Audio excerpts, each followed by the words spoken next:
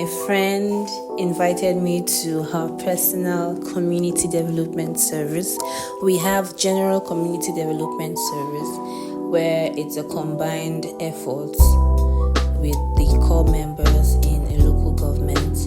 And then I figured and I found out through her that we also have, one can also indulge in a personal community development service to the community. So she decided to pay a visit to an all-girls school and educate them on personal hygiene and also educate them on menstrual hygiene. The aim was to let the children know how to take good care of themselves and also while menstruating and how to go about it.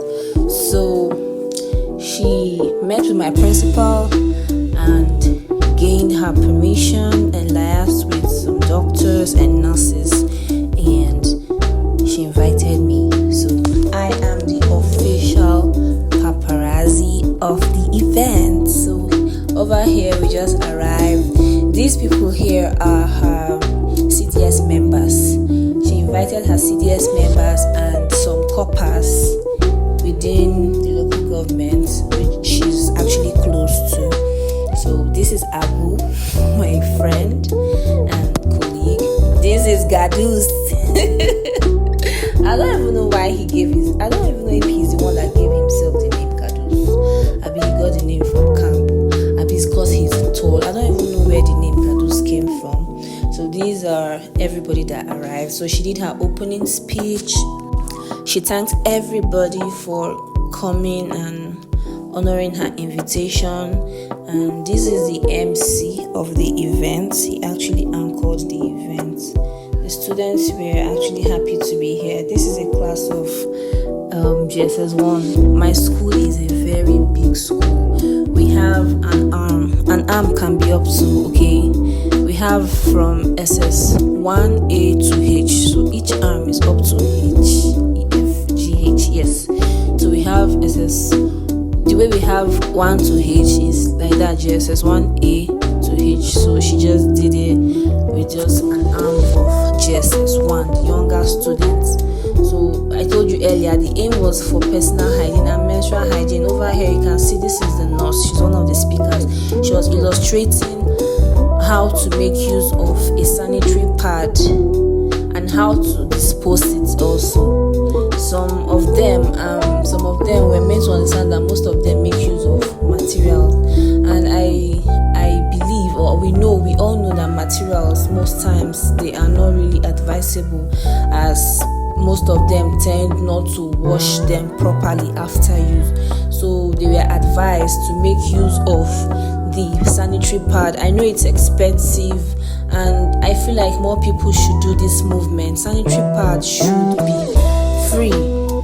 The way condom CD is free, I feel like they should also make sanitary pad free for this kind of girls that are not yet earning a living, and most of them, their parents are not well to do.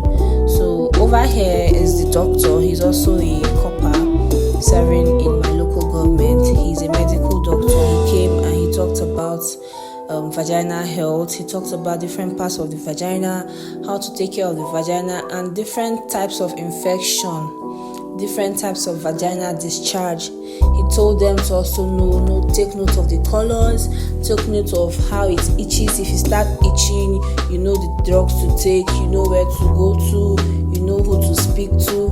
The students, they enjoyed this session, and most of them asked a lot of questions.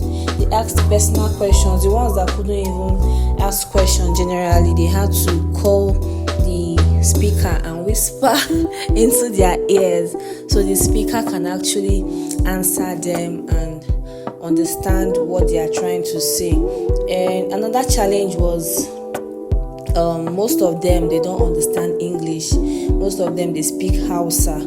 So the doctor was speaking English throughout, but then we actually signaled him and told him, okay, you have to switch to Hausa, or these girls are not picking. So he had to switch, and the event was it was amazing. We shared pad to them.